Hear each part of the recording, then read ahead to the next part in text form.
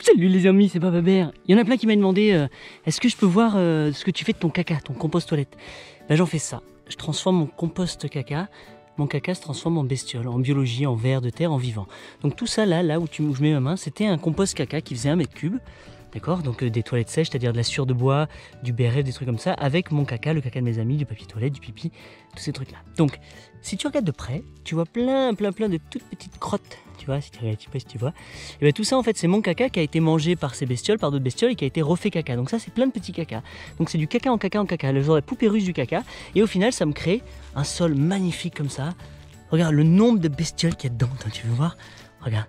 Salut tout le monde, tu veux en voir des vers? Et ça c'est la vie, ça, c'est eux qui travaillent pour moi en fait, et avec moi, enfin pas pour moi, genre, ils sont payés en caca. Tu veux te payer en caca toi aussi? Si tu savais faire ça, tu peux venir chez moi. Bref, il y en a plein, je vais pas tous les déranger. Mais voilà, donc ça c'est même pas au bout d'1 an. Donc voilà ce que tout mon caca, et t'imagines le nombre de mètres cubes que j'arrive à faire. Et un mètre cube c'est ça, c'est cette petite truc que tu vois, je la remplis, ça se remplit en quelques mois, en 6 mois à peu près. Ça se remplit, hop, je le laisse 1 an, et ensuite ça se transforme en sol comme ça, que je mets dans ma brouette, et que je vais ensuite aller redistribuer auprès des arbres fruitiers, auprès des arbres que je suis en train de planter pour faire avancer ma haie, etc.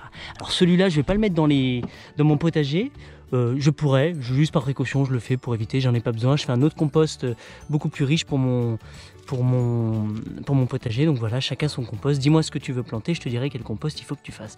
Donc ces bestioles-là, tout ça va arriver au pied de l'arbre. Je vais ensuite aller le mulcher avec de l'herbe que je vais couper. Tu vois, les herbes sèches qui se sèchent naturellement. Je vais faire ça, je vais aller ensuite le mulcher par-dessus. Si j'avais du BRF, je viendrais le couvrir. Et tout doucement, tout ça, c'est une injection d'amour, de biologie, de richesse pour le sol. Donc voilà. Et tout ça, je t'explique dans une longue formation, très simple à comprendre, dans l'université populaire de Bababert. Tu vas voir ça sortir en 2020. Voilà, c'était la bonne annonce. Bye.